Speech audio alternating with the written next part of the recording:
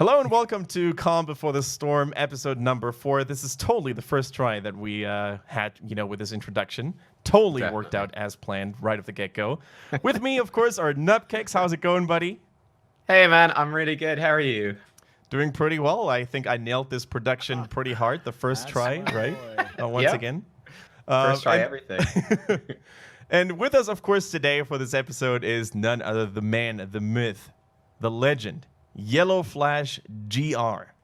Do you want us to say the GR every single time, or do you just want to be the Yellow Flash? No, just Yellowflash is fine. All right. Because the GR, for those of you who are wondering, like, why did Kendrick even mention this, stands for Greece. Proud Greek. Yep. How's it going, man? Did you have a good sleep? Because you have a crazy sleeping schedule right now. I actually had a horrible sleep today, but I'm still here. Did you dream of Chromie? No, because hopefully she's gonna get nerfed soon. So. Oh, that she will? All right. Yeah, so basically the topics for today are pretty straightforward. After we're done with this intro, we're going to move on to the new ranked season, and we're going to share our experiences, right, our insights, like what we think about it as well. Then we're going to move on to YellowflashGR and his open division performance.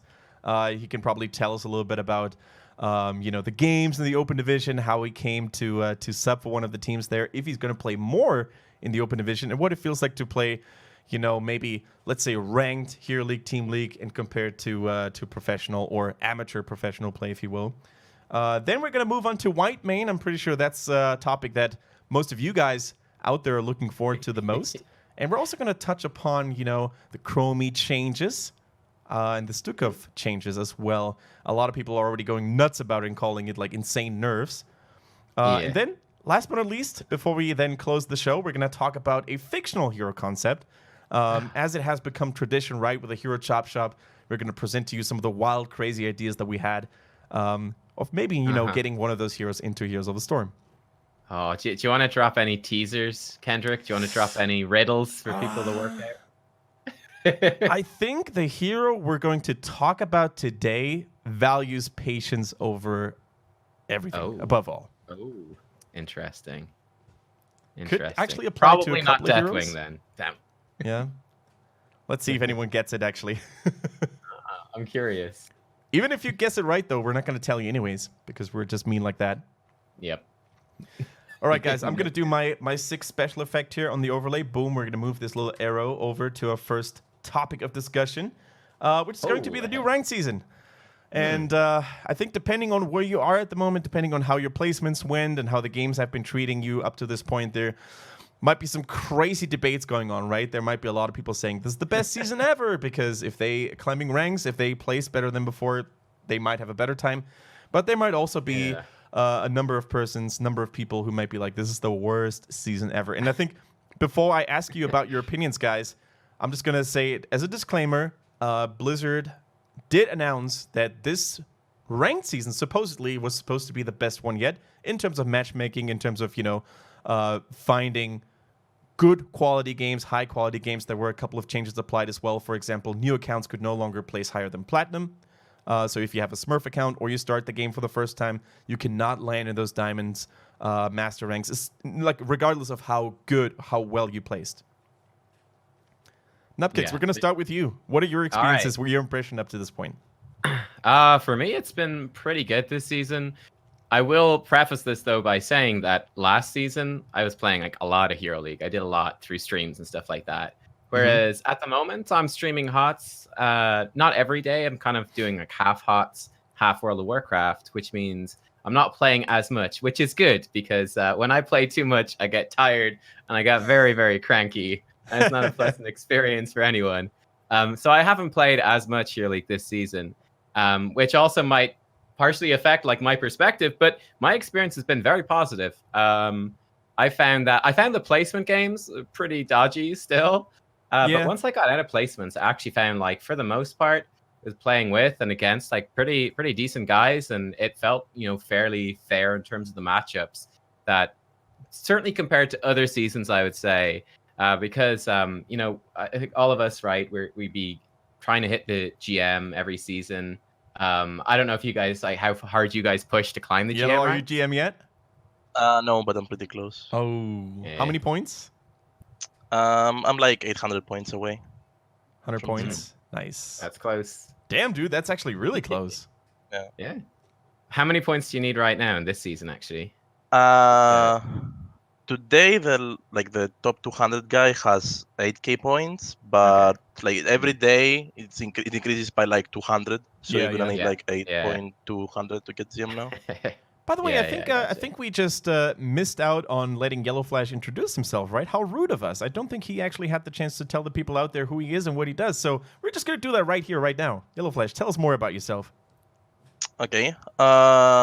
First of all, guys, hello. Hey, YellowflashGR. My name Tikanis, bro. Kalaime, bro.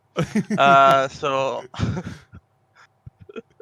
yeah, I'm just the typical average streamer of HOTS. Been playing So since salty and toxic. alpha. Yeah, Mhm. trying not to be as much, honestly. Yeah, I don't know, man, what to really say, to be honest. How long have you been playing the game? Since alpha, how is it now? 3 years now? I don't know how long it is. Dude, I think it's Yeah, actually close to 5 years, the alpha, right? Is 4 or it 5 5? years.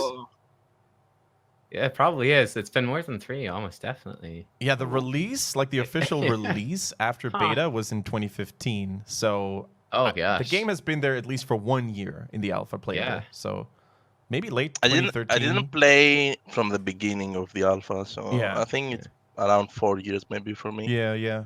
Hmm. I- Were you in I the didn't alpha as have well, the- Kendrick? I started playing when Rega was released. That's when I started. So Okay. pretty early, actually. Wow. I didn't get into the alpha at all. I'm a beta pleb. I don't have that sweet alpha portrait. You don't want to know how I Oh. got into the alpha. I did something Uh-oh. very naughty. The early days Uh-oh. were really good though. I liked it. Yeah. Everyone playing quick match only. So good. The golden days of, the legendary Abathur combos with full heroics. Oh, Oh, yeah, my dude. god. Double Odin. I do love hearing some of those stories of like Yeah. the things that used to be in the game that is so crazy now when you think about it. You're like, what? No one would have been that insane to make that a thing. I think if you look at Uther now and what he feels like, Yes. some people might already Yes. say like he's pretty okay. Actually, he's not great, but he's pretty okay. But back in the alpha, Uther for the longest time used to be the most broken hero in the game because the way An his amazing trade hero. worked back in there. Do you remember that, YellowflashGR? Like he was able Yeah. to cast all abilities and auto attack still. And his Divine Storm was almost an entire screen wide. So you would literally hit the entire enemy team over and over again. And you could use that while, after death. So it was just nuts. That's the power of the light. That's the power of the light. And there were not many assassin heroes back then, so everyone Oh, would that's pick true. Vala, and you could actually just kill Vala one shot on level 16. You just stun, Holy Shock, ulti, she's dead. Yeah. Like it was really fun. Those were the good times, man. But let's get back to the topic here. So Nubkeks already said he wasn't going to play that much compared to the previous Yeah. seasons because of other projects. What about you, YellowflashGR? Yep. I've been playing. I have like 850 games, I will say at least already. Uh-huh. My experience is kind of the same like last season. Not as bad, honestly. Okay, it's more decent, but I'm Mhm. also playing at weird times. So if I play in the morning, like for example today, I was like 7k points master, and my whole team in one game was Diamond 1. So that was not exactly the gaming experience I was expecting. But yeah, I guess it's decent, even though I'm a little bit disappointed ever since the point in inflation or how you're calling it. Yeah. Like, That's what I was kind of curious to ask, Yeah. how you guys feel about that. So, for people that don't know, let's say other seasons, typically you're hitting GM around maybe 5,000 points by the end of the season. Yeah. And earlier in the season, it would be lower, maybe like 3 or 4K. Whereas now, this season, apparently, and certainly last season, it was, 8, 10, 12K. Yeah. It's a lot higher now.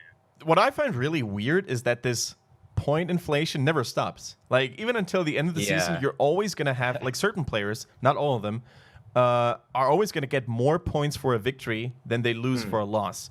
And I find that to be a little weird. Like, the way I know it from other games is that unless your MMR is exactly in the vicinity of your rank, you're not gonna get even points, right? So if it's perfectly unbalanced, then you get even points. Let's say 200 for a win, 200 for a loss. But if let's say your rank lower than your actual MMR and skill level indicates, then you're gonna get more points for a victory, and you lose less for a loss, right?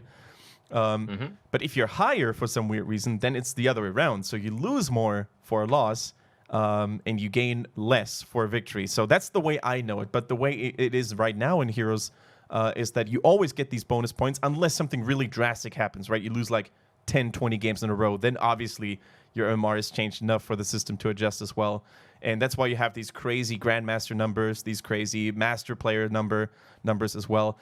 And I think it should just, I don't know, either be softened or be removed altogether. Like, it should probably be softened so you don't get like 35 points every single time you win a game. I agree. Yeah. Speaking of like points and adjustments, did they push the performance-based matchmatchmaking through? No, that is still not live yet. Okay, because I was gonna say I haven't actually heard any feedback for it, and it wouldn't have been applied to our game, so I was just kind of curious. That one is still not live yet. I think they're still working on fixing some of the issues that it caused when it was first like introduced for a day or two, and then it was already crazy. Yeah. Also, something they mentioned was longer queues, right? Because they would look for better games more thoroughly. I don't think that happened actually. Like, game queues are fairly short. What about you? Yeah, that doesn't happen. Yeah, like, it doesn't exist. Would you actually prefer longer queues and then have slightly better games, or would you say, I just want to grind, I just want to play as many games as possible, even if we end up having those weird games sometimes? Nah, I would prefer like longer queues for sure, and just have one decent match rather than being matched with diamonds. Like, no offense, but like when you're used to play with grandmasters, you have more expectations from your team than just like the diamond rank. Because people know way more, they're more experienced playing with like competitive, so they know more things. And then you have to adjust your play style to diamond, which is like it's an entirely different game. Yeah, I mean that's what I'd say. It's like matchmaking is good for everyone involved, right? If the matchmaking is very broad, then you've got the players on both sides and between the two teams as well. If there's different expectations out of each other. And strategies are based off of those expectations.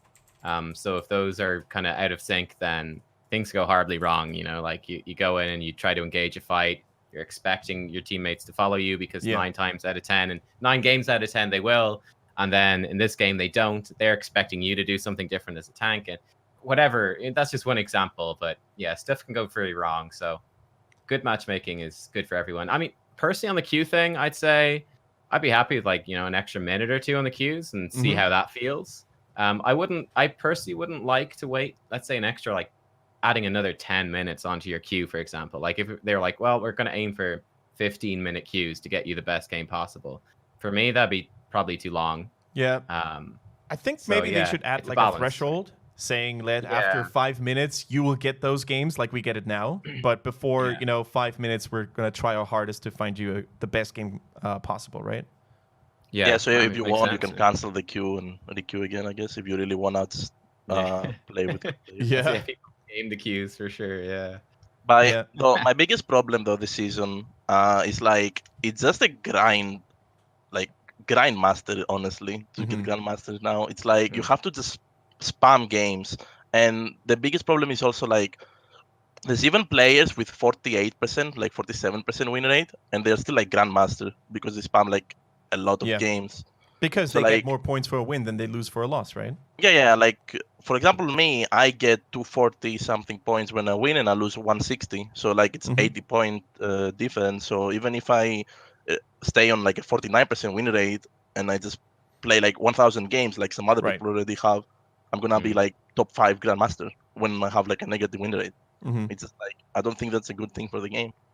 Yeah, I totally agree, and I also think that it's the wrong kind of grind. Like, I think grinding itself is okay because it really shows the difference between players who are willing to commit, much effort, much time into it. But it's the wrong kind of grind because it doesn't necessarily have anything to do with your skill level. It's just you get it anyways. Even if YellowflashGR, as he said, if you have a 49% win ratio, that's not really a good player. That's not really something outstanding, right? It's just grinding for grind's sake. However, if you had, like, let's say, the more you win, the more you get a bonus, or the more you lose, the rougher it's going to get for you because you need to improve. That would be a grind I could live with. Also, I think that farming numbers, and let's say master points in that case, doesn't feel as rewarding as, let's say, grinding ranks, grinding leagues. So I personally find it highly unmotivating to just see my master number increase, right? It's just like, whoa, okay, so now I got 5,000 points instead of 4,300. That's a cool number, but it doesn't give me anything. Whereas if everybody started at Diamond, for example, or even Platinum, and I could see the exact same progress being displayed with a nicer league, a nicer icon or something along those lines. So I really think that grinding points only, numbers only, especially the higher ups, is a little unsatisfying right now. Yeah, I mean I've changed my mind on some of these things over time, but I still probably would say I would like to see them increase the size of the lower leagues. Yes. And then shrink the size of the higher leagues. So that instead of it being now where you have I'm not sure what it even is. What is the top 1% or more in Master? I don't know. But like I think it used to be like that. I'm not sure what the current distribution is. Yeah. Let's say hypothetically right now that they design it so that the top 1% of players are in Master, and then you're grinding up the Master points. In my opinion, it might be more fun if they said, well, actually, we're going to change how the ranks are distributed, and now the top 1% is Diamond plus Master plus GM. So you could get placed, instead of being placed, at Master 1K, which is what happens now, and maybe you get placed to like Diamond 5 maximum. So you get to grind up through those ranks. Makes it feel... I would think it might make it feel a little bit better, perhaps. And it also... see more of a change. It also would make the lower leagues feel a little bit more prestigious, right? Because I agree. If everybody, for example, if the highest you could place was Diamond or Platinum even, then placing Gold for, an average player who is very casual, doesn't want to invest much time, like them placing in Gold or even Silver would feel much more prestigious, right? And they would be like, hey, I'm actually not that bad. Whereas now, if you place in Silver and Gold, a lot of people are so unhappy with that league because they consider it to be so low. And then you have discussions of, I don't belong here, I don't want to be here, and then they stop playing ranked or they talk down on others.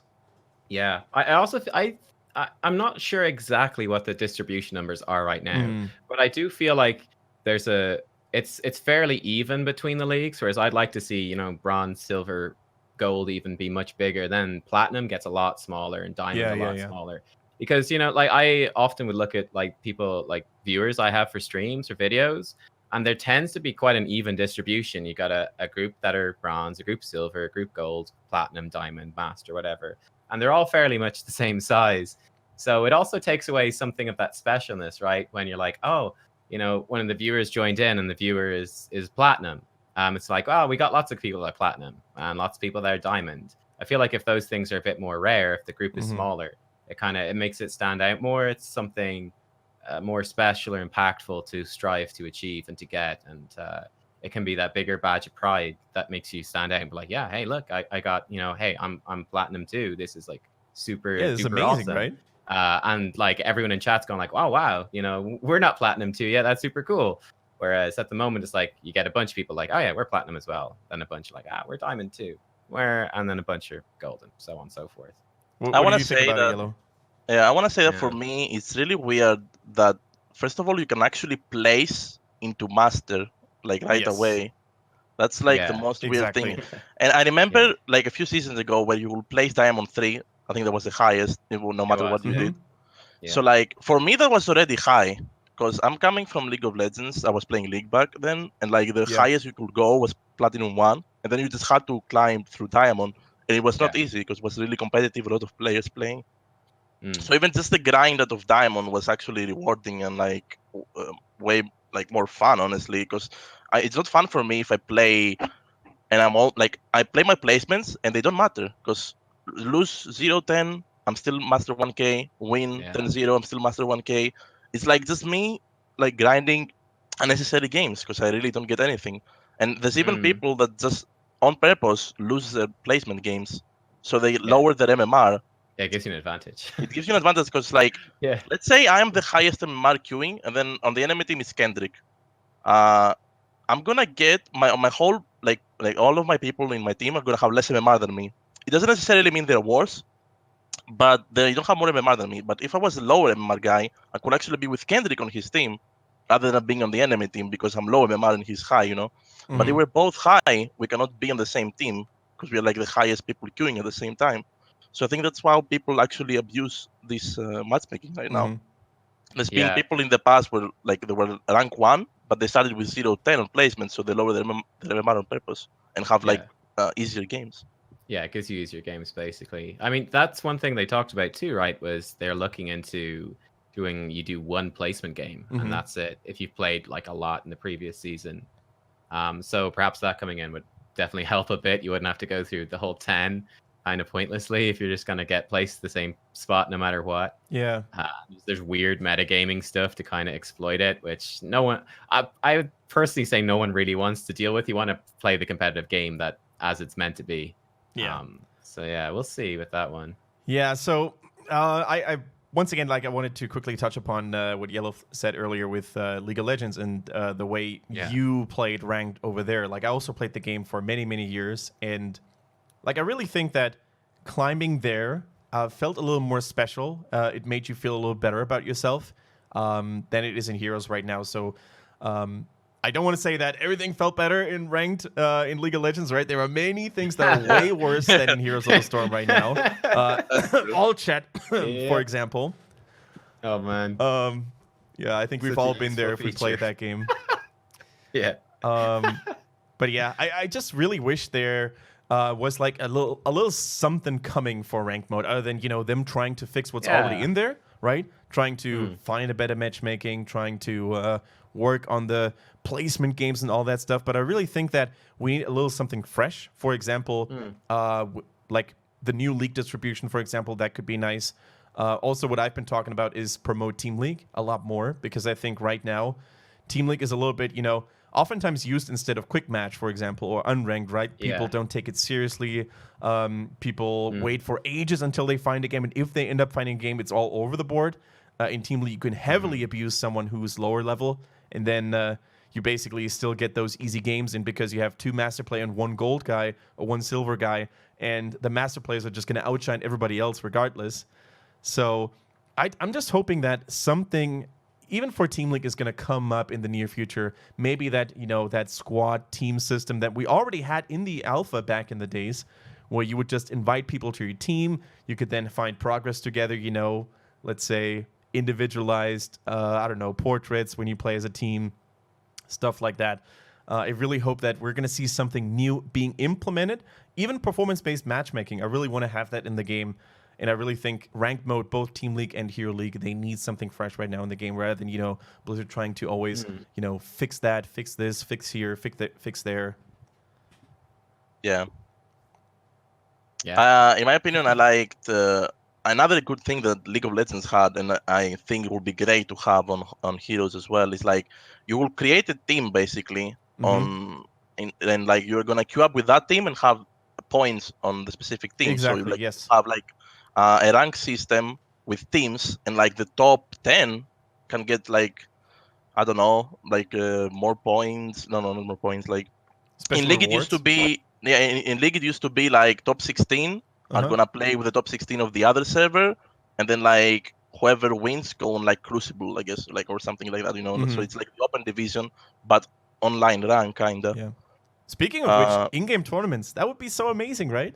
That would be so cool. Definitely. You would create your team, and then you could sign up into these in-game, in-browser tournaments, right? In-client tournaments, and you could do that on a weekly basis. You could do that every 2 weeks, and the technology, especially in Blizzard games, is already there. Like we had that in Warcraft 3. I'm not sure about StarCraft 2. I'm pretty sure StarCraft 2 is automated tournaments. Yeah, I know Dota has tournaments every week. Yeah, with like not serious rewards, right? But it's still like something to play, like for people who want to improve or practice. Yeah, for me that would be kind of the thing I'd like to see most for Team League, which would be okay. Listen, this weekend it's a tournament. You play these games, you earn points, whatever. I don't know, mark your best 10 games or something. You get to play 10 games. You see how you do. So, or I don't know, just as a rough idea, but that's a nice way to grab your 5 friends, sign up as a team, and go into it, because that's one of the problems, right? If you've got a set team of the 5 people, it's getting those 5 people on at a given time is pretty difficult to do consistently. I feel like a lot of people might be jumping between teams Yeah, and quite a lot. even if you just sign up as 3, right there, you could always sign up solo, and then you're gonna get matched in a team. Yeah, exactly. So that'd be cool. So it'd be like, okay, for the short period of time, you got great incentive. We're going to get everyone on to play together as teams, and there's a whole bunch of cool little rewards and stuff that you can earn for participation and then placing in different spots. I mean, it's And you more can also work than have Blizzard, but you can also have different tiers, right? Like platinum, diamond, so every people can play, participate. Let's say you have a bronze to gold tournament, then you have platinum diamond tournaments, and then you have master grandmaster tournaments, for example, right? Sure. That would be pretty cool.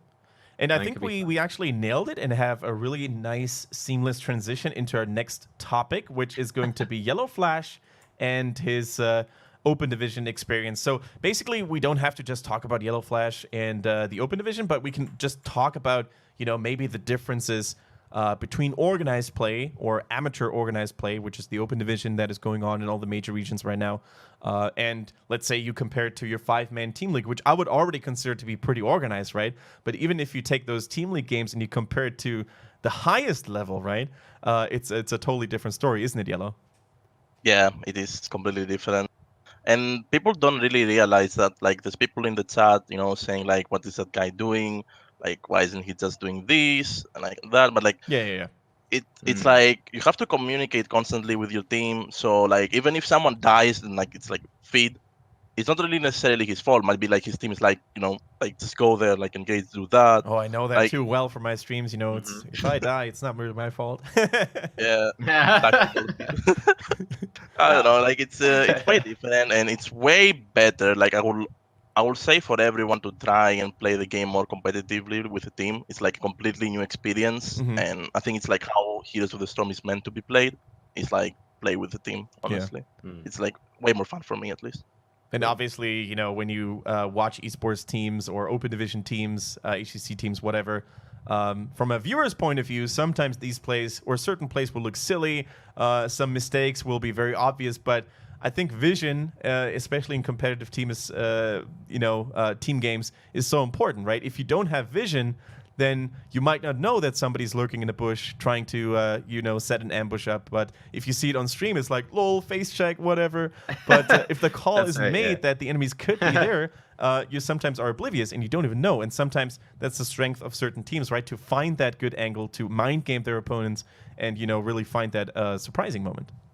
And of course, there's always miscommunication as well. Like, you can see someone going in alone, but like 1 second earlier, they were like, okay, let's go, And then they're like, oh, no, don't go. But that guy already went. It happens. Too late. So, YellowflashGR, you've been on a team. You were subbing for the team, is it? And what is the story there? Because I'm actually not aware of that. Yeah, my friend Meets, I've been playing with him a lot in the past. The tank left. So, like, he tried to play with another team, and they were like, we don't have time, so we want you to play tank for us. I'm like, yeah, sure. Okay, I'll do it, so they don't lose, their points and stuff that they can get. So we didn't really practice at all. Like, I just went and played with them that day. And it was actually fun. Like, I always liked playing competitive. It was fun for me, way more fun than playing just Hero League. I don't know, it's also refreshing because my first role in the game was playing tank back in Alpha and Beta, even then with Grabby. I had a small team there with Cassandra and Grabby in the Omicron and one other Greek friend of mine. So it was really fun coming back to the tank role, even like when he came there. And how did that come to happen, by the way, that you met Grabby and Cassandra and the guys? I was playing with a good friend of mine. He doesn't play the game anymore, unfortunately. He knew Grabby from Warcraft. I had no idea. Okay. So you didn't even know who he was? Warcraft. No idea at all. Oh my god, dude. So like, oh, this is Grabby, like the famous player, And he's like, let's invite him to our party after, because we were playing quick mats back then. We could find everyone on quick mats, like pro players, like no matter what. There was no rank, but there was like a matchmaking with MMR. So you will always find Grabby in those like good players on quick mats and play with them. And he was like one day he was like, let's invite him, because I was playing Warcraft, he was playing Warcraft and StarCraft as well. so we can talk and stuff. I'm like, okay, I don't know anything about those games, but sure. And then Grabby was kind of new to MOBAs in general, so I kind of tried to help him because I was more experienced playing Dota 1 and then League of Legends for many years. Yeah. It was fun watching an actually pro player that has achieved a lot, learning a new game really really fast, like Grabby did. So can And we like- say that Grubby wouldn't be where he is right now in Heroes if it weren't for YellowflashGR? Ooh. Can we he say would that? be.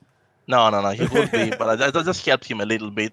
We were even Right, doing right. 1v1s back then. It was really fun. Cool.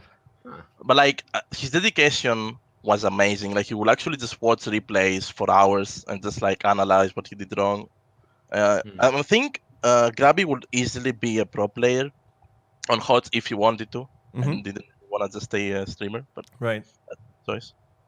Which is funny too, because if you watch his stream, which I'm pretty sure a lot of you guys are doing on a regular basis, myself included, then you will see that the tips he gives or the advice he gives to the viewers out there is actually not always easy to follow, right? Sometimes he says, you need to watch your replays and you need to do this and that.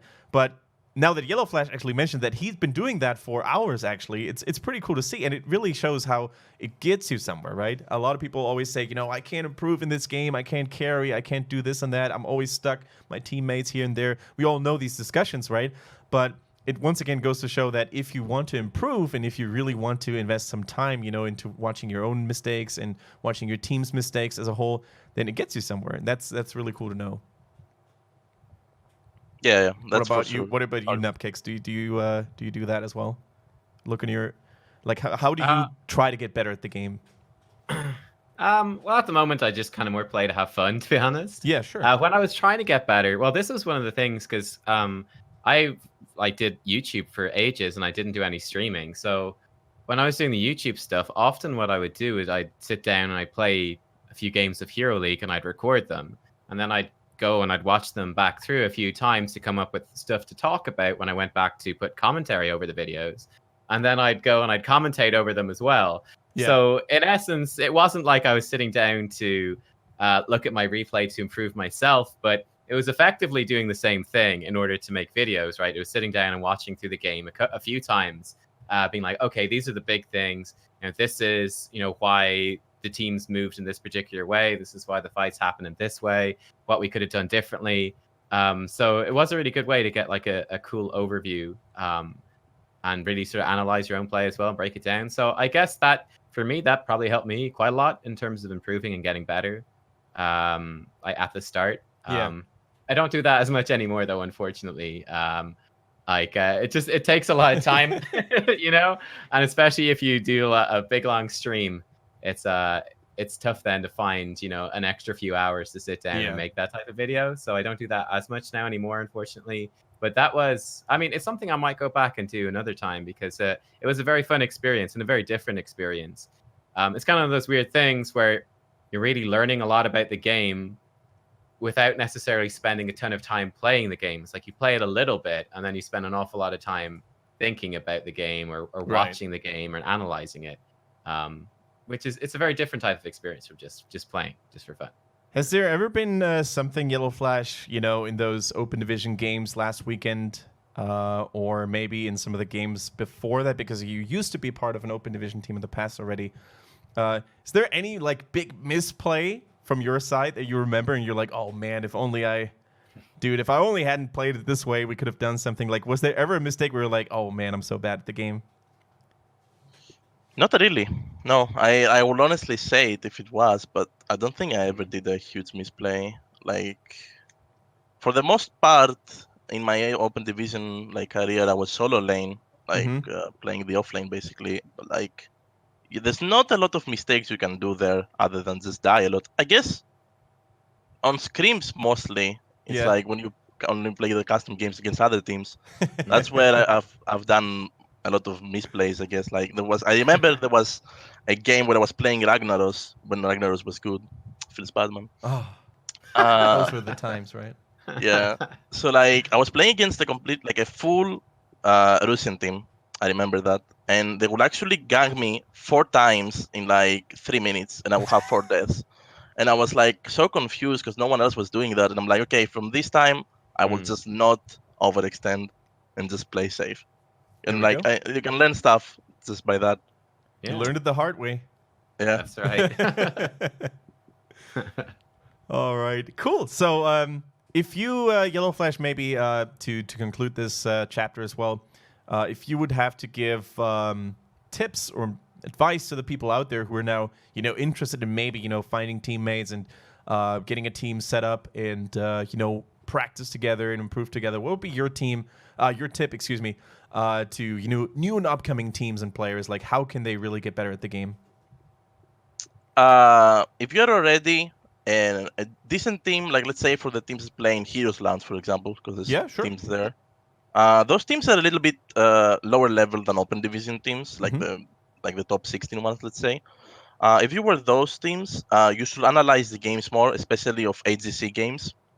That's what I did back in the day with a lot of teams. We will just take a Korean, like let's say the best Korean teams replay, and see how they move on the map and how they are executing team fights. So like that's what you do. You can do like everyone watches his own role and see like this guy is doing this. Like why is he doing this? Analyze like why are they doing that in the specific situation.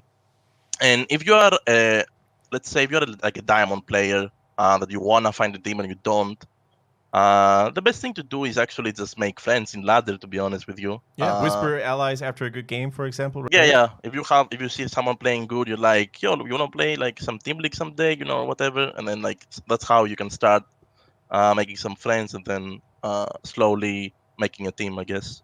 And then I guess the best place to go is probably Heroes Lounge if you're not really experienced.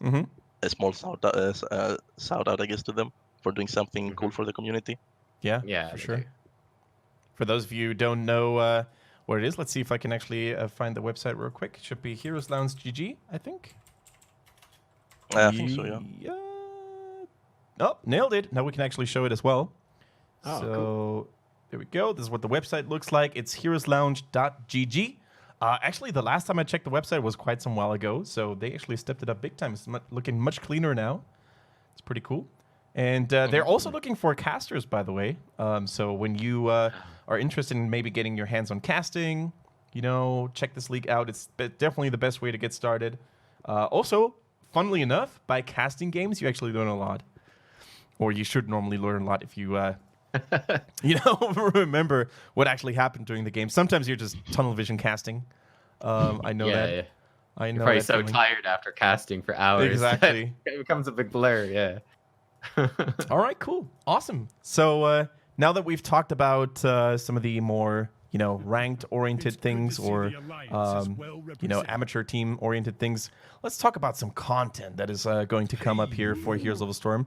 Let's talk about some of the new stuff that we're going to find. And YellowflashGR is already tilting his head because he knows what's coming, and I'm not afraid to make a fool out of you here right now because you, sir, have a terrible taste. Can you guess what's happening, Nubkeks? No, I'm not exactly sure what's going on here. New hero, YellowflashGR has a terrible taste. Terrible taste. Yep. I basically said that no one knows who Whitemane is unless they played Classic WoW. Don't be a little more precise. What else? You said she's a terrible choice and you don't like her. You don't want her in the game. Yes, I said this because I prefer other heroes because I'm going to have to wait now 1 more month or something to get my new Dreadlord, for example, I want to have a Pitlord, Dreadlord, more famous characters for me at least. And it's a support, so I'm a little bit biased because I don't like support. So I can't believe you're trying to come between me and Thymane. How dare you, sir? Wow, man. How dare you? Go tell him, son. Go tell him. No, the thing is, first of all, I think saying that she's not well known is a little bit of an over-exaggeration, maybe, right? Because especially WoW players are probably going to know her pretty well. But I will give you this. She's not an iconic character, right? She's not a Thrall. She's not a Varian or a Garrosh, for example, of the Warcraft world that, are a main character, like a main protagonist. But she's definitely well-known and quite. What's also most important, in my opinion, she's a fan favorite, right? There's a lot of cosplayers out there who love her. There's a lot That's of people right. who are very fond of the Scarlet Monastery memories. What about you, Nubkeks? What are your thoughts about the choice of Whitemane, and have you actually played her on the PTOR already? The PTOR, yeah. No, yeah. Yes to both. No, I think she's great. I really like her. I think the character's got a really cool style.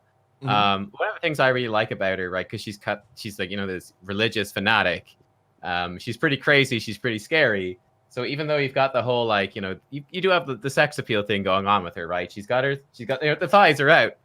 But Yeah. it's like, it's not just like a super lewd or kind of just, creepy thing. It's like, oh, she's like, no, she's just doing that 'cause she's a badass. And I think they managed to convey that really well, which I'm a big fan of. So I think she's got tons of character. Even when I even remember her from WoW, and I never got that far in Classic, I don't think. Or Scarlet Monastery was about as far as I got. Like, I never hit level cap. I was never very good at it. But Right. I mean, I definitely remember her. And she came back in Cataclysm as well. I feel like it was a very interesting fight where you basically fought this dude who's just, a big typical warrior kind of guy. And then he dies. You're like, oh, great, we beat it. We beat the thing. And then she bursts through these doors in the cathedral. She puts you all asleep and she resurrects them. And then you're like, oh, God, now we got to fight both of them at once. Arise, champion. Arise, exactly. It was really like it definitely stood out. I feel like out of all those, these older dungeons, I think that fight definitely stood out as being like something that you kind of stopped and really took notice of. Like, oh yeah, cool. It had an impact. And people farmed her for what's like the Triune Amulet and the Whitemane Chapeau and stuff like that. Yeah, Like, there's some exactly. pretty iconic loot. So no, I like it. I think she's cool. And I really like the whole. We can talk about the gameplay. Like, I love the gameplay that they've done with her. You made as a video well. too, right? Yeah, I did a video for her. Yeah. I might try doing. I'll do another couple hopefully when she comes on live, and I can. Because when you're doing a PTOR video, like at least when I'm doing it, and you're trying to cover the hero at the start, Messi games. It can be very difficult because you're trying to talk and explain what's happening to the new hero while also trying to not be terrible at them. I had to do 2 takes of the Chromie one because I was like, all right, Chromie, here we go. It shouldn't be too bad because it's a rework. I know most of what's going on with the hero already. And then I kind of forgot that Chromie gets her talents earlier than everyone else. So about 5 minutes into the game, you're like, oh my God, I need to cover all of her basic abilities. I still haven't covered them all. Oh, she's got 3 talent tiers already. What's going on? Oh, they've all changed on these tiers. It was horrible. So I had to do it twice. Because the first time I was like, nah, this is horrific. I'm 10 minutes in. I'm playing terribly because I'm struggling to catch up on my like, I'm tripping over my own tongue trying to catch up with myself. So YellowflashGR, you said you're not a big fan, and I think that's cool, right? You don't have to like all the new heroes and stuff. But what do you think? Like, did you watch the spotlight? I watched the spotlight. I even watched some, like my friend Thief, for example, showing me what's the damage and healing output of Whitemane. I even saw his Aelia tweet. And are we gonna talk about how broken she is, or is she broken on the PTR right now? She's actually completely busted right now. All right. In terms of damage or healing output, or both? Strong, yeah. Both. Like I can show you. Let me give you a clip of like Xylia playing her on custom. Ah. Let me find. So yeah, that's probably gonna get adjusted, of course, hopefully, because normally Blizzard says, we're not gonna use the PTR for balancing, like hero balancing and stuff. We're just gonna use it for bug fixing and maybe finding other weird glitches and stuff. So yeah, they too see, some of the games and they have data, obviously. So hopefully she's not going to get super busted on release. Although I keep saying this almost every single hero release, I would rather prefer a hero to be slightly too strong than underwhelming as hell. Okay, so I gave you the tweet. It's kind of like bad quality. It's like a 7-second video, but like you can see. You guys can post it on Twitch chat as well. You guys are mods. Let me do that. Feel free to spam away. That she does like a 5,000 heal and like damage. Watch that together, So Zeliat, support player for Team Dignitas, he says, and all your Zeal targets, potentially 5 people whole team, will be healed for same amount of 5k. All right, so let's see what happens. We're gonna have to. Do we need sound for this? I don't know. I don't think so. Okay. So he's in the try mode. Yeah. Okay. The healing you can see there on the upper dummy. So heals for 300, 200. Yeah, that's just crazy healing, right? Yeah. And the damage too. All right. Seems good, man. And this is also him hitting one target, right? Because you can hit Mhm. multiple, and then you heal more. So like you can do some insane healing. Of course, they're gonna probably nerf it, like tune it down a bit. Mhm. But yeah, like this is kinda what Blizzard does. Like let's be honest now. Like when they release a hero, it's usually a little bit overpowered, and then they tune him down a Zari would little like bit. to have a word with you. Yeah, okay, there's some exceptions, I guess. Like, for example, I wasn't really playing when Liming got released, right? Mm-hmm. But I heard it was like one of the craziest It was heroes that crazy, got yes. released because he had a talent apparently that with when you throw the orb, people are gonna like getting pulled towards the orb, right? I think that's what the Yep. talent was. Yeah. I never played that, Essence so of Johan, I think it was called. yeah. Like I'm okay with having. I would do that as well. Honestly, if I had a game and I would release new heroes, I will have them a little bit stronger in the early, make some people want to buy them. You know, Yep. maybe throw some money in there. No, it's a business after all. So and then nerf it, I guess. But as long as they nerf the heroes, I'm okay with it. Like Yeah. as long as they balance them Yeah. out in the end. Oh, and one also thing that we didn't actually say about the rank system, it's so good having more bans. Yes. Oh So yeah, cool. that's That a is huge actually improvement this a season. really good plus. Yeah. Now, in professional play, a lot of people are saying, they should increase the time a little bit because right now, with so many bans, people and teams don't have enough time to talk about all scenarios in potential ways. What do you think about that, Interesting. YellowflashGR? As a player, I would say yes, but as a viewer, I would say no because it's already it was already a really long time of just waiting for a game to start, right? And then the game could end in like 10 minutes. Like you could wait for like 15 minutes for the game to start, and then the game ends in 10 minutes. So I think as a viewer, it's not fun to just sit there in draft. Like a lot of people don't really care; they just want the action, you know. Mm-hmm. But as a player, definitely the more time you have is like better, right? You can just talk with your team, like figure out what you want to do. But I think 30 seconds for every like pick, I think it's okay because like you were practicing a lot, right?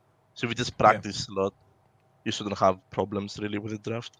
So back to Whitemane and what she brings, Yeah. like her being a little strong, her being a little OP maybe at the moment aside. What heroes do you think she could work with really well, and are there any counters that you could see in the future, maybe on the horizon? It's a good question. I haven't thought about any heroes that she'd work particularly well with. I would say that her weakness obviously is that she's vulnerable herself. She's she doesn't have an escape. Mm-hmm. She heals she have through a doing cleanse? damage. She does have cleanse, yeah. She has cleanse. She has a unique one. So the way her desperation mechanic works. Basically, her only like direct heal, well, her basic ability direct heal. It puts a debuff on you for 4 seconds. That makes it cost more mana each time, and that stacks up to 3. And that's basically you have this whole. It's very cool, actually. I love her base design. I think it's amazing. It's great. This is one of the heroes I'm most excited for in terms of just the gameplay and how her kit works. Right. But the cleanse gives you one of those stacks, so it makes your heals cost more. So is it like an activatable talent, or is it related to a certain heal or? No, it's just an activatable talent. It's just like a normal cleanse, except 60-second cooldown. Is it also like I forgive my unawareness, but I haven't actually checked her out on the PTR. Oh, okay. Is it like unstoppable, or is it just it works against stuns only, for example? Yeah. It's just a normal cleanse, except it has a negative effect on her. Well, maybe there's a slight positive with certain talent builds, but for the most case, it's a negative thing. Just makes your stuff cost more. Cool. Yeah. But her weakness is that she herself is vulnerable, and especially because like one of her big throughput heals is a channel spell. Does damage, does quite a bit of healing. So she's vulnerable. I think fairly vulnerable to being dived and focused down herself. So does she have wave clear? No, it's pretty bad. A little bit. So, she's a tiny bit, but it's really bad. So her AoE ability is Searing Lash. Does like this cross attack. So it does like one in a straight line away from her.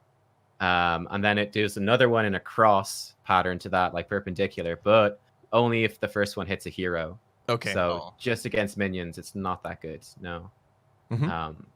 But she's good. She's just super fun. Like it's a really interesting play style. And one thing I would say about her as well is that from my experience, her talents feel great. Like every tier, I'm looking at it going, man, I kind of want each one of these talents. They all feel impactful. Mhm. They all feel powerful, and certainly it's the sort of honeymoon period with the hero before someone sat down and worked out what exactly is the best. But it looks really good to me that certainly, I mean, I don't know how the balance will be. It's very difficult to say, I feel, off a PTR, but like the talent design seems great. It seems like there's going to be cool ways to mix up exactly how she plays out. She actually play fairly differently depending on that, which is what you want. That's exactly what you want in talents. So yeah, I'm super happy with her. I think that's one thing we can say. Like, obviously the game is not perfect, but which game really is perfect, right? But I think one thing the developers for Heroes at Blizzard have done pretty well, actually, is that, you know, with recent reworks or new heroes, they've done a pretty good job at actually creating, you know, talents that are viable, several talents that are viable. You know, Urel was a little different because some of the talents were a little busted here and then. But I think right now, for example, with Urel, other heroes that got reworked, I think Diablo is a good example. Asmodan is a good example. There's always at least one other talent that you could be like, maybe in this situation, maybe in this game, I want to go for that over the other one. So that's definitely going in the right direction, in my opinion. I want to say I haven't really tried here in PTR yet, but I think with her playstyle, maybe even like double support might come back in meta because she wants to like be out there and do damage, right? And she has no mobility. So like if her damage is decent and like her heal is pretty good, but it has some downtime as well because you use mana a lot apparently. Maybe like having a second healer there to help her out or heal the team like a little bit in the downtime might just make some like crazy comp. Like where like you have insane sustain, let's say. I don't know. I wouldn't hate that, to be honest. I think right now it's already like double support can work under certain circumstances, right? And to have double support as one way of playing the game with a certain draft is pretty okay. I think what turned a lot of people off from this, you know, meta was the fact that it was so good you could literally pick any two supports almost and get away with it, right? Yeah. Yeah, I mean, I'm very interested to see what would happen. I mean, she'd probably be pretty good with double tank as well. I'd say she's going to go into that. Like, you're not going to run her probably with a super... Well, maybe you could with a super high damage team, because she's going to be probably pretty high damage for She doesn't have a panic button, right? So she doesn't have something to keep someone safe and sound, like an individual target immediately. Yeah, no, not exactly. Like one of her heroics, I think, is super strong. Is she just has this AoE pulse thing around her, buffs everyone near her. It gives them like 40 armor for 4 seconds, which is itself very strong. And there's a big heal, and then it lets her heal them through doing damage. So that, but it's got short range. Like that's the thing. She's gonna have to be like to do damage. Can it be interrupted because I think it has like a short animation, right? I'm not sure. I don't think I saw it being interrupted. I feel it's instant, but it might. I'm not sure. It could be interrupted. I don't know. She also has the other ulti though, that's an AoE damage spell, right? So we might see some Void Prison or like Warden Cage into her ultimate like combo, and maybe it's pretty strong as well. Yeah. But she's cool. I think they really captured, if you guys ever played a Discipline Priest like it is now in World of Warcraft, I think they really captured that, where there's like a reward for pre-planning and being like, okay, I want to make sure I've got my Zeal buff as it is in HOTS up on my ally, because I know they're going to take damage, so I can prep my damage spells and be ready to go and heal them when that comes through, which I think is really cool. Now, so yeah, I thought they nailed it. You mentioned the Discipline Priest, right? So yes, there are definitely some things that they took from the Discipline Priest. But do you guys think that we're gonna get like a classic archetype priest in the game? Because I don't think Anduin. That's exactly what I was aiming at. I think we're gonna 100% see him after some BFA action. Yeah, I think they're just waiting for his time to sign, because this will be the WoW like update for Anduin to sign. Basically, I think that's his time right now. Yeah, and I think the moment Anduin comes into the game, we're gonna see a Sylvanas rework maybe to create this a new rivalry, multi-class hero with Anduin coming out. Oh no. But yeah, that's the thing. Like they left a Holy Priest as like a more direct too, right? Yeah, does Anduin do shadow stuff? I don't know. I've never seen him do anything shadowy. In Hearthstone he does whatever, but okay, yeah. Apparently, from my friend that knows some lore apparently has nothing to do with Shadow. Yeah. So. That's what that was When I- my thought. He seems like super. I'm gonna cry and use the light and be Hey, really hey, goody slow goody down, two okay, shoes. okay. But that's the way it is, man, and it's great. It's true, Holy though. tears to That's right. that care about his beloved ones and his comrades. Okay, it's not like Yeah. the Horde who is only who basically getting rid of their own war chief constantly and they don't care about one another. Anduin cares. There's some Is sick it too burns soon there, to talk Kendrick. about how Alliance got wrecked by Sylvanas? Oh, Well, you just wait until next week when we recapture Lordaeron. Okay, yeah. purge the land of the filth of the undead. It's true. We're taking it back. Taking it Undoing back. Arthas's bad work. That's right. Oh boy, if we started talking about Teldrassil right now and the burning, dude, this would probably be become a 4 or 5 hour podcast with Twitch chat setting itself Yeah. ablaze. And That's true. Oh man, it was great fun though. I've enjoyed all the controversy and discussion around the pre-patch. do It's you been a guys lot think of fun. there's going to be a BFA Heroes cross promotion thing going on? I really hope so. Yeah, It would make sense. Mhm. So hopefully they do. adds I don't horrifying think- to the game. Yeah, I don't think they did all that much for Legion. Maybe a little bit, but it's something I always felt that it would be better if they did more cross promotions with like the big patches and stuff. Yeah. That happen in the other franchises, because that's, in my opinion, that's one of the big strengths of Heroes is that you're going through the Blizzard launcher. It's all the Blizzard games coming together, and I feel like probably quite a few people that play HOTS are also actively playing those other games as well. Like certainly, I play WoW. I played StarCraft. a bit. Or let's say, for example, like they could do crazy cool things, right? Especially in Brawl, which is probably the most flexible play mode. Let's say you have a Brawl that puts one team in the Horde faction and the other team in the Alliance faction, and it is about the burning of Teldrassil, right? And if the Alliance team wins, they can actually prevent the tree from burning, and you have like this alternate outcome. So there's a lot of cool things they could do in theory, of course. Yeah. And I really hope It's there's just a gonna lot of be- work to do them, but if Yeah, it pays off, then yeah, it's good. that is true, man. It's that development time. That's the real kicker there. Yeah. Yeah, right. They in the past even had these Overwatch cross promos, right? We don't even hear anything about those anymore.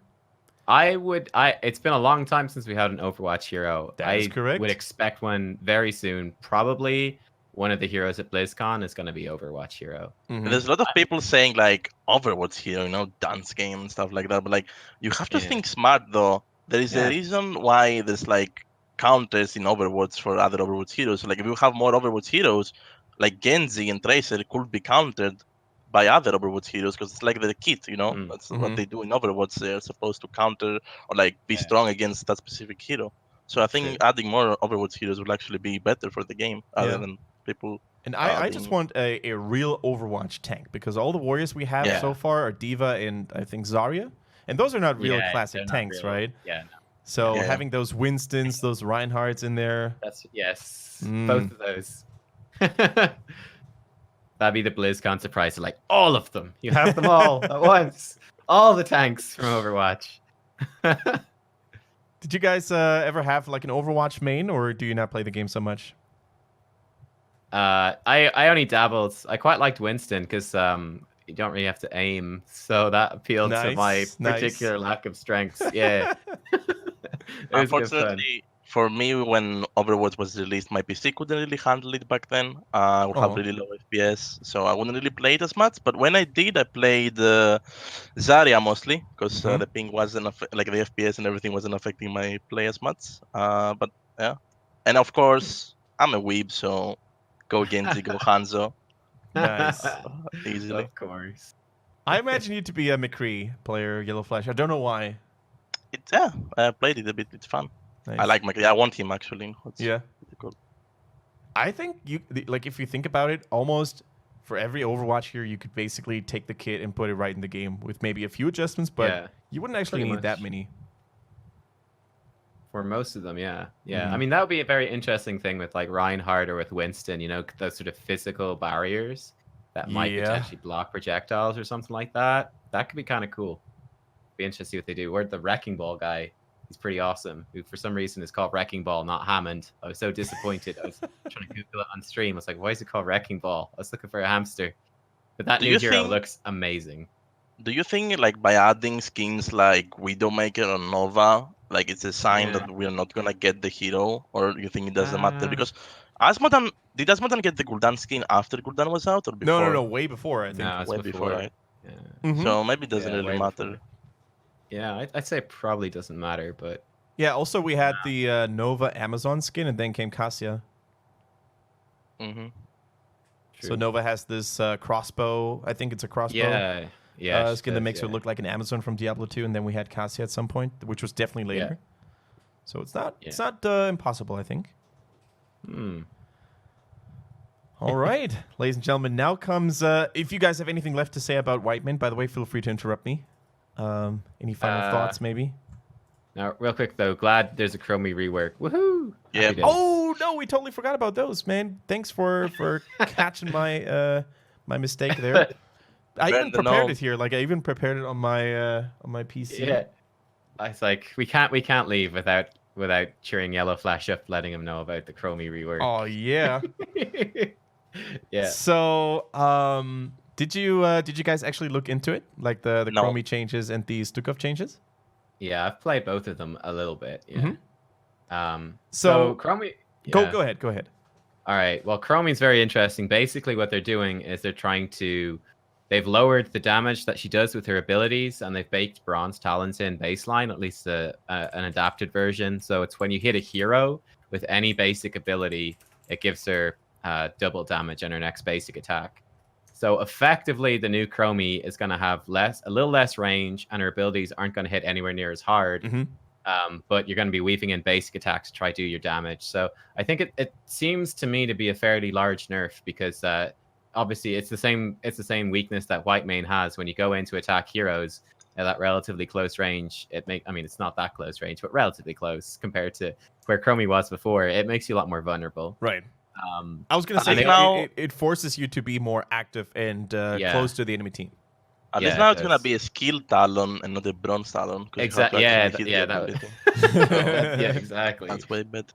Yeah, I just had a game yesterday where I was against the Chromie, and like he will just miss every Q, but he will still just like auto attack us to death, and I'm like, oh, what a fun hero! I know, it's super annoying. So yeah, it's interesting. I'm super skeptical still about it, like because they already reworked Chromie once, and in my opinion, that rework made her even more annoying with the whole stacking quest thing. I thought it was good at the time, and then with the benefit of hindsight, I went, oh no, this is actually terrible. So I hope that this one will be better. I think it probably will be, but I'm still I'm not willing to come down and be like, yes, this Chromie's gonna be great. We'll see, right? We'll see. But some of the pro players out there, especially those who are mage or who like to play mages, already said like bye bye. I think Chris already mentioned it. Like Chromie's dead. Was nice knowing her. Do you agree with this? Like saying that it's immediately going to kill her and nobody's going to pick her again, or do you think people need more time to actually find, the right usage? Probably both. I'd imagine we're going to see a lot less of her immediately, because those specific strengths that she had before, they've really changed the core of how the hero plays into like one that basic attacking is a crucial part, as opposed to one that has that just one shot you from range almost type gameplay. So yeah, I'd expect her. I don't know. I think it'll take some time probably to work out where she's going to fit. Right. But yeah, in my opinion, I don't like super long range, burst you really hard heroes. I don't. With no real counterplay. Yeah, there's so little counterplay. It's a cool idea for the person playing that character. Like blasting people like an artillery thing from range is really cool. But in my opinion, it really sucks if you're on the receiving end. It's not much fun at all. So I don't know if there is much place for a hero like that in the game.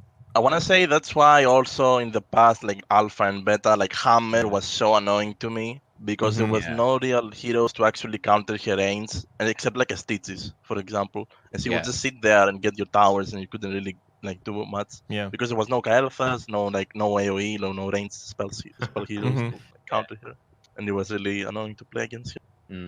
Yeah, and it always in in Heroes, you sometimes also have that problem, or the blessing. Sometimes it can be both. That there's different maps, and on certain maps, if you have those long distance artillery heroes, it feels super oppressive, like Towers of Doom, for example, or in a laning phase on Brexus. Like those two situations for Chromies right now are just nuts because on Towers of Doom you can't reach her because of terrain, and on Brexus you can't escape her because it's a laning phase. So she's just gonna hit someone eventually and has her Sandblast completed after 5 minutes. And you feel like you're slowly losing, and you can't do like much about it, you know. And it's not really fun. For sure. They've nerfed that quest a lot, which is good. So she doesn't get any stacking damage off the quest. It's just when she finishes it, she gets the Sand Echo thing. So it's still significant, but it's not as powerful as it was. One thing that bothers me is that they still have the time trap stuff in there. I'm pretty sure you'll still have, spamming out time traps that keep like freezing the 2-person protector on Volskaya and things like that, which I think is kind of dumb too. I think that's still there though, so we'll see. Yeah, all right. And then, of course, another lovely hero, handsome gentleman known as Stukov, did receive a couple of changes. And I think if we just want to wrap it up and summarize what changed about him is I think they moved away from his current playstyle to actually focusing more on, rewarding him or rewarding his utility the more people are affected by his healing, right? Please tell me they removed the root. The root's still there, but... the extra range is way worse. The big change, one of the biggest changes is number one, they moved the E that grows, like the silence pool. They moved that to a way later tier, and it can only be channeled for 4 seconds maximum now. You can't channel it indefinitely. Yeah. Oh, nice. So they changed them a lot. They really changed that E build, and they wanna push towards the whole popping your healing pustules and your. And then you have a talent. Or a kind of design for a talent that I really like, which is Biotic Armor, level 4. So basically, you can spread physical armor to your allies, and the more people you have your healing on, the more armor it's going to give you, right? Yeah.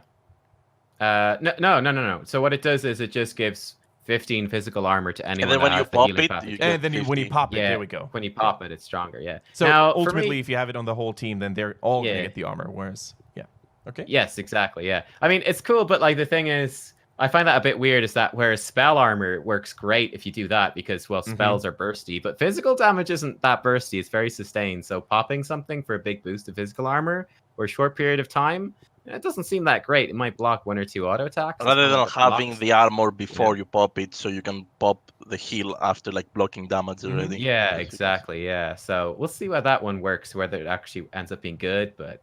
Yeah, be interesting to see. For example, it might be better if it was a smaller armor boost when you popped the heal, but it lasted longer. That would be much more useful to mitigate that damage. But we'll see. Yeah, but Stukov changes seem very cool in a way that they remove a lot of the oppressive stuff, like the expanding range on the E right early on, and sometimes when you push with an objective, Braxis on Alterac and then all those maps, right? You just put it underneath the gate, and the enemies can't even walk out anymore. And then Stukov is just AFK. Blocking the way. It feels a lot different now to play him without the expanding, pool. It feels so much smaller. So you kind of have to actually think about it a good bit more. But yeah, I think it's a great change. I hate silences. It's like one of my least favorite things in the entire game. So actually, I'm down with you on that train. I'm like, if they just want to nerf every silence by like 50%, I'm like, yep. Do it. Great. The thing is, it's not just a silence. It's also, it can be a root. And then you're just sitting there and thinking about what's going on with your life because you can't really do anything. Exactly. It's like, it's worse than being stunned because you know that once the root wears off, you still have to get out of the damn pool and you can be stunned by other people as well. It's like, there's nothing you can do. Yeah. All right. So first verdict, first guess, Chromie. A little weaker than before. Stukov probably the same, just a little different. I think, my guess would be that they're both worse, but also what I feel is that they're both very oppressive in their particular ways. Right. They're very unfun to play against. So they're quite fun to play as, but bad to play against. So I think they needed to be reworked, but they both feel perhaps a bit weaker. We'll see. But they might need some extra tweaks and tuning to feel good, really good and impactful. I think in general, it's good for a game to like nerf the heroes that are played a lot after a while, and then like buff heroes that are not really played a Yeah. lot. So like Yeah. Raynor buff, for example, Mhm. which is it's a little bit OP. It is, yeah. But like it's still nice okay. to be in there. It's nice that you can play like another hero that was like only popular back like 3 seasons ago or something. Mhm. Yeah. I like that. They maybe overdid it a little bit with Yeah, the I agree. pepper, but Yeah. Too much pepper on that too much steak. pepper. Send it back. And too much pepper automatically makes you cry for salt, right? That's exactly That's what right. what happened. In That's the what community. happens. So natural law. Yep. All right, guys. Now I think we're definitely done though with the Whitemane patch and the upcoming Yes. Whitemane patch. So we're gonna move on to the final real segment of our show. That if you've been watching the previous episodes of Nubkeks' channel, for example, you should be familiar with right now. And Yellowflash, are you looking forward to learning something about the new hero? Yeah. Awesome. So the hero. Wait a minute. I'm not gonna try to spoiler it too much. And remember, we the hope you've been waiting hero- patiently. Yeah. So the hero that I've been working on this time, because Nubkeks and I were always, taking rounds, right? Taking turns. Yeah. Back and Last time forth. he had a beautiful Hogger, which I'm not sure if you saw it, Yellow, but it was amazing. No, I didn't actually. Uh, I'll have to check it out, I guess. it'll be on Nubkeks' YouTube channel at some point, right? As a solo episode. Yeah, I'll be putting up the solo episodes. Nice. I think it's the kind of thing that's like super fun to watch back. And whereas, like, let's say we're talking about the Whitemane patch, in like a year's time, the Whitemane patch is a distant memory, right? Mhm. Whereas in a year's time, But Hogger this will remain. this forever. upcoming hero we're going to talk about now, who knows? Maybe they'll be like, we're about to release him. You're like, ooh, let's compare. All right, I'm gonna try to tickle our chat a little more. Maybe they can find out who that hero is. So I said this hero likes patience above all, right? He's not the fastest one around, but he certainly knows a good story. Now, it's not Decker Kane. I actually chose Decker Kane as an inspiration for some of the aspects of the hero, but it's not Decker Kane. Let's see if chat spot. We talked about him as a him. They know it's oh yes, now we know it's a man. good. It's a male. guys are sharp. So now that Unless it's a debate, no. You don't know. could be a bait. But now that we have sparked the creativity of our viewers, both on Twitch and YouTube, I think it's time to unleash the truth on them. And it is... boom! Lore Walker Cho. Now, Actually, the moment I that's show what I him, thought two as well. people already say, oh, please, not Cho. Oh, my God, no. That's the one I thought as well, honestly. Nice. I also sent you the whisper, though, right? Before the show started. Yeah. Now, Can I just say, when Kendrick first sent me the draft of this, we still had the old artwork in it, so it was Hogger. So I got this thing saying Lore Walker Cho, and there's this big angry looking knoll down there. I was like, Kendrick, I'm pretty sure that's not Lore Walker Cho. What the hell? Yeah. All right. So for those of you who have no idea who Lore Walker Cho is, He's a Hearthstone character. Yeah, he's a Hearthstone card. That is true. Very annoying one, actually. You know, you all remember those moments when, due to some RNG, you get a legendary card, let's say with a monkey, for example, the golden monkey, and one of those cards ends up being Lore Walker Cho. You're like, oh, hell no.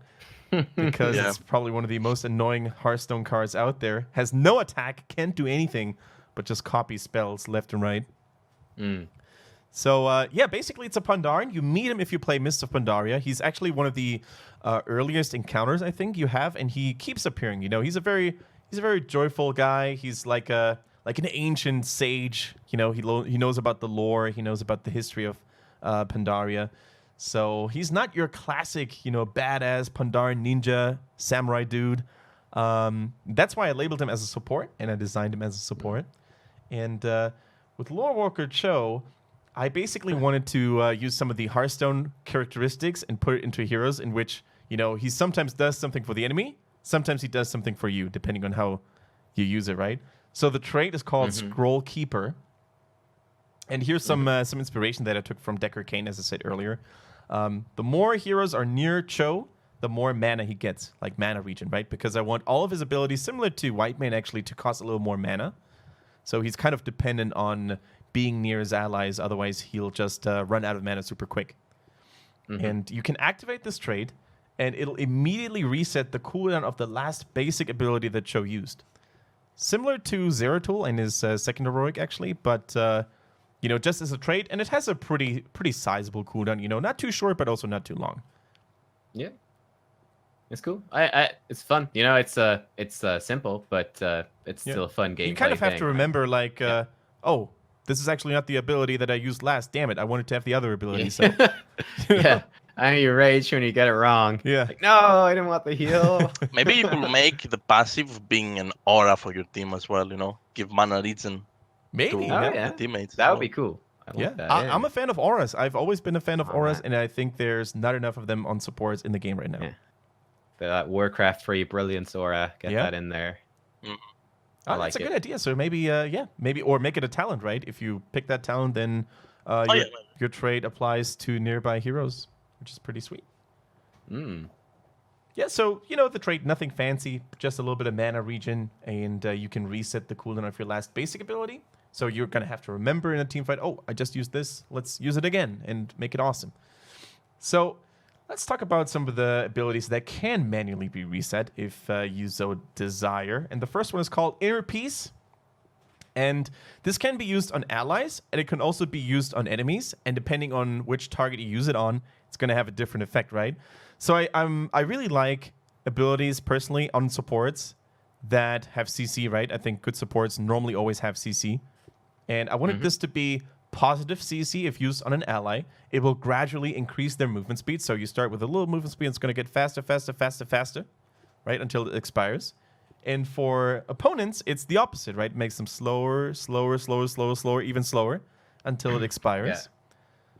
So that was the thought process behind it. Yeah. One suggestion I had, because I think could be cool. All right, go for it. Could have put them to sleep instead of rooting them, and then it kind of. Have you ever That's seen the actually Pandaren? what I had in mind. Yeah. Oh yeah. First. Have you ever seen like the Pandaren sleep animation? They just kind of flop down on their face, like. Ugh. They should just You know do what? that. Let's do Just, this like, right now. Let's do it. Completely conked out, just like dead to the world, just like so at peace. I'm so at peace right now. Just leave me here.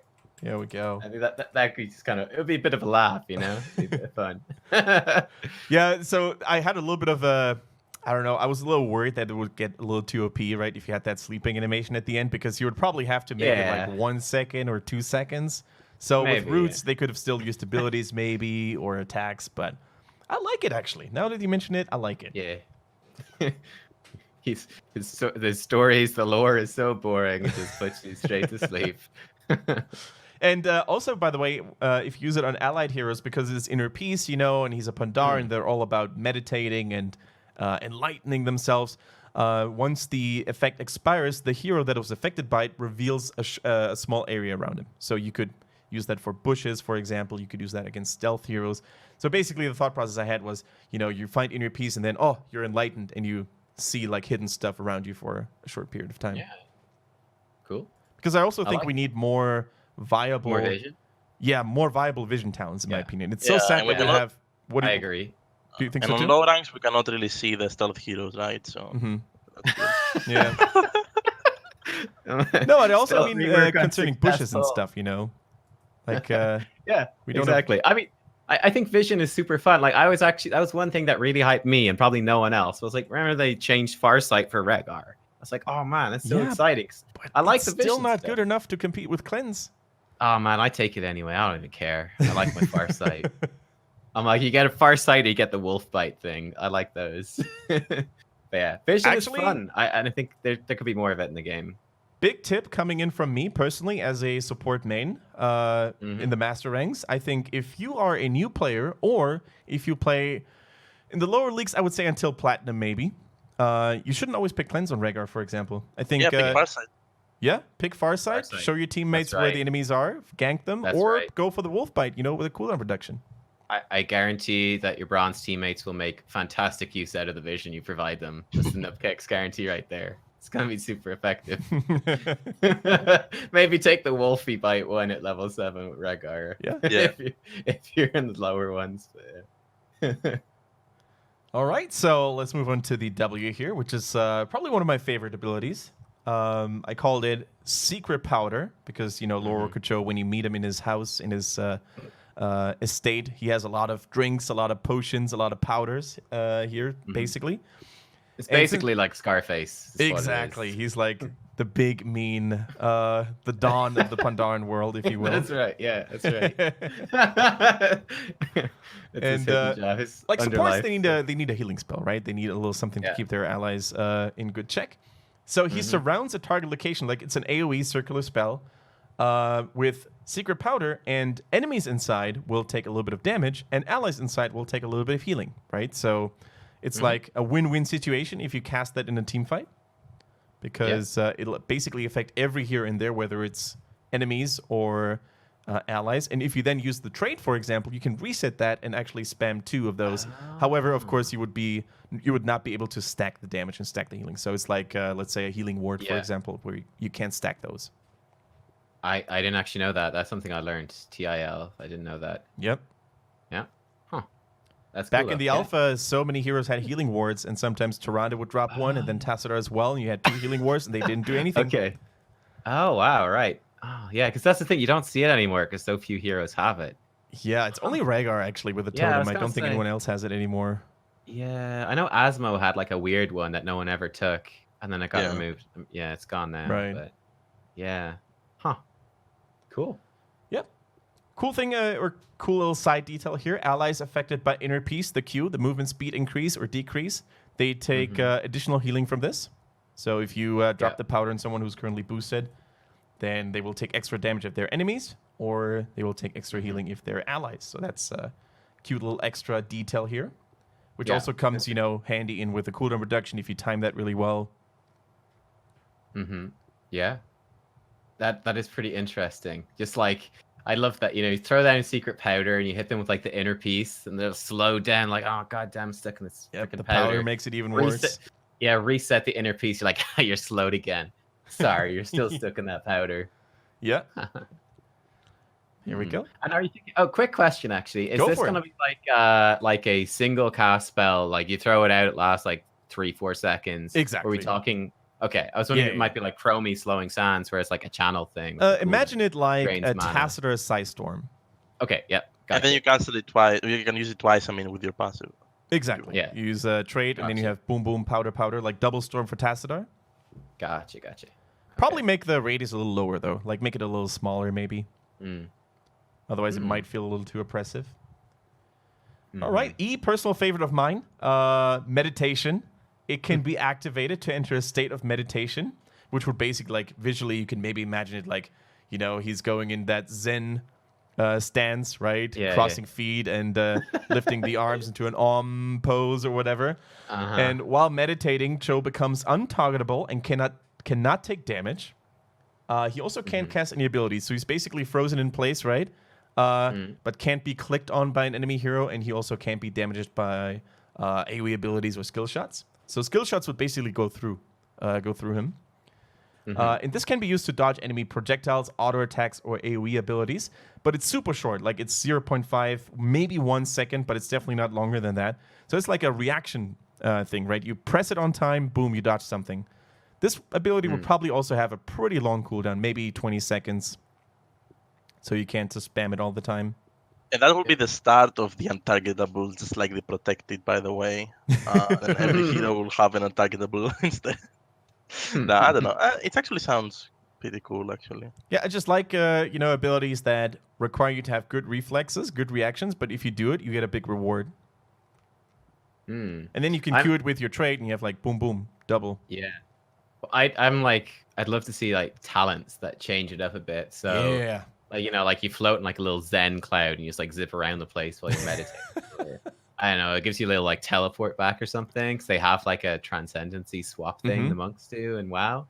That introducing some like weird stuff like that with talents would be cool. Like if you reset it with your trait, it like teleports you back to the previous place you cast it. or Yeah. something like That's that, actually an amazing idea, right? Yeah, you could do some funky things with it as well. So it'd be like, ooh, mix it up. Mm-hmm. Just the places you can go with meditation. It's just you can go anywhere. It's endless. Man. It takes you it's beyond the transcendence. highest mountain or the That's deepest right. sea. Yep. All right, let's move on to the first heroic ability of Cho, Lore Walker Cho. Like, if you've played the quest lines there in Mists of Pandaria, you will probably remember at some point you were put on a search, on a journey to find his heirloom, right? The family heirloom. And I think I remember that. Yeah. Yeah, you would basically have to go to different locations and take meditations and stuff like that. So Yeah. I don't remember exactly if the heirloom did anything in game in WoW. I don't think so, but in Heroes it's definitely going to do something for you. So it protects himself and nearby allies with the heirloom. So he basically drops it on the floor, or he raises up in the air, whatever animation you want to have. That's what HOTS needs to do. The massive protected, by the way, ultimate. Yeah, That's exactly what. But it doesn't work. Wait a minute. It doesn't work against physical attacks, for example. Okay. Right? Only against abilities. So here's the inspiration I drew from that hero. Do you remember the silencer from a MOBA called Heroes of New Earth? If you've played that. Yep. Silencer, right? You activate it, and globally, all enemy heroes would be silenced for, I don't know, a second or two. Mm-hmm. And that's kind of what I had in mind, because I wanted to have like an anti-casting, mechanic, right? So you drop that, and when enemies step in that radius, step in that circle, if they want to use an ability, it doesn't do anything. Boom. They lose the mana, they lose the cooldown, but it just doesn't pop. I'm guessing the second ultimate is something to do with auto attack. Nope. Nope. No, No. Okay. see. So you just want him to be an anti-mate. Okay. One thing I was thinking with this one, you could maybe have it be like it would only stop hostile abilities, but you would still let friendly ones go through. No, So that's it's sort of exactly how it works. Only enemies. Oh. Only enemy ones.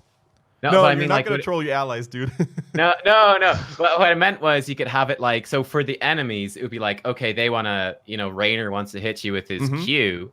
It won't happen because it's a hostile thing. But if Raynor's like, I want to pop my adrenaline rush and heal myself, it's like, that's okay, man. That's actually okay, yeah. So we should you be probably peaceful and chill, dude.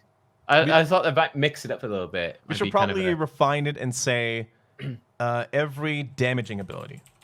Yeah. So we for example, it'd be like, oh, Cho, like whatever, he meditates or he jumps in, he runs into the middle of our team, Garrosh throws him in.